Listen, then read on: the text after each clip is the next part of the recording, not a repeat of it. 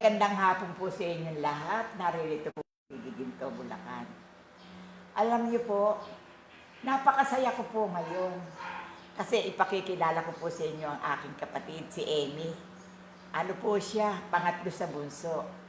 Matagal-tagal na rin po na kami ganito. Pero ngayon niya po ako dinalaw. Ewan ko po kung ano ang mensahe. Alam niyo po ba, kapag ikay dinalaw ng kapatid mo, lumulundag ang puso mo, hindi mo kayang ipaliwanag.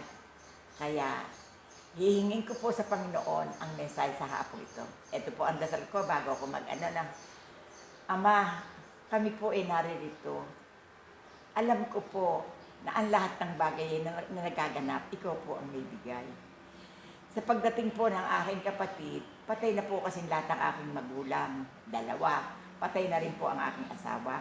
Pero birthday niya po ngayon. Ang pangalan po ng aking asawa ay si Ernie. Ngayon, nakatuwaan ko po na hirap po sa inyo ang aking kapatid at saka ang aking pamangkin si Josie. Kaya po, mahal na Panginoon, maraming po salamat sa iyo sa pagkikita namin magkapatid. Tol, maligaya ako ngayon. Happy ako ngayon. Kasi siyempre, matagal din ako naiinip, nauuhaw. Oo nga, maganda naging biyaya ng Diyos sa buhay ko. Pero kahit pala paano, hinahanap mo pala ang kapatid mo. Para rin palang laro po yun. Kaya po, ang tangi kong masasabi sa inyo, yung hindi kayo nagkikitang magkapatid at bigla kayo nagkita, siya po'y dumalala. Wala pong katapusan ng aking pasasalamat. O tol, ano naman masasabi mo ngayon sa aking Mother Paring?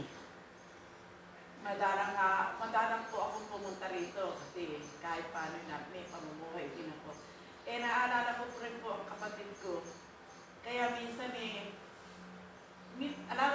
gusto kong mamasyal, hindi lang din po ako natutuloy. Kasi marami din po akong iniisip.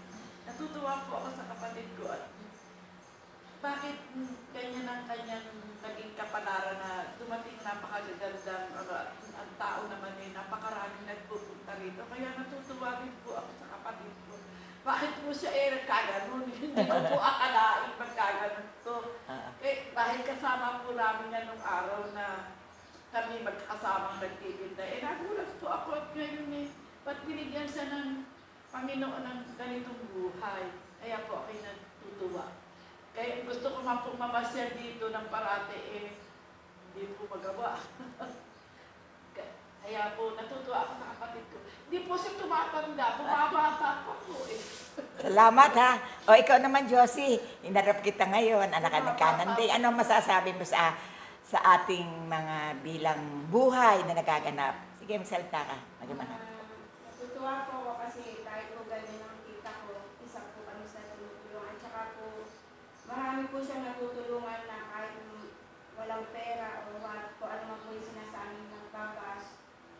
Ang magpapatunay po talaga niya ay mga natulungan ko ng tita ko na pagaling niya. Okay. At isa rin po ako sa natulungan ng tita ko na mapagalingan. Tumakbo po ako. Umalis po ako sa doktor, tumakbo po ako sa kanya. Okay. Kaya ako naman, ito masasabi ko sa inyo. Kapag pala ikaw, lagi ang hiling mo sa Diyos, lagi kang dumadaing sa Kanya, nakikipag-ugnayan, sa akin pong naging karanasan maganda na ibibigay, na ibubunga.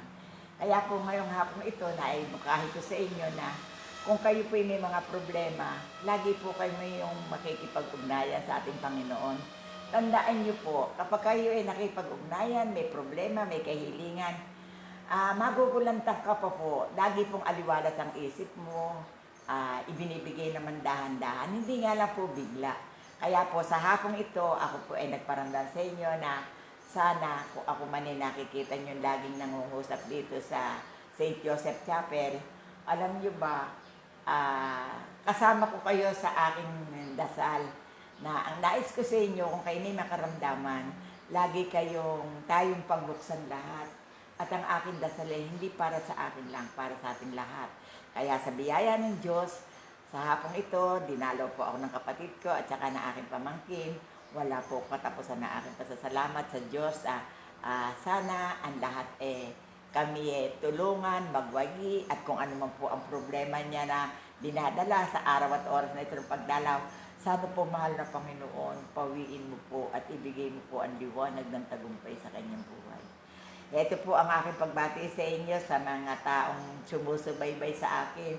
Kasi kung hindi niyo po ako sinusubaybayan, wala din po ako dito. Kaya ang tangi kong pong masasabi sa inyo, maraming salamat sa inyo ha. Sana huwag kayo magsasawa ng pagsubaybay sa akin. Kasi ako'y para sa inyo, kayo'y para sa akin. Kaya kung kayo may makaramdaman, huwag kayong mag-alala. Basta kumpleto, may dala kayo, at kayo ay nagdasal, Diyos na bahala sa atin. Kaya magandang hapon po sa inyo. Sa muling pagkikita, salamat po, magandang hapon po. At sabi ko nga po sa kanila, ako namimigay ng kandila ng buhay. Ngayon po, binigyan ko po siya. Ngayon, eto po ang basa ko sa kapatid ko. Eto po, palakpakan nyo naman. Eto. Ang buhay, Eme, ay makasaysayan. Maganda naman ang iyong pinagdaanan.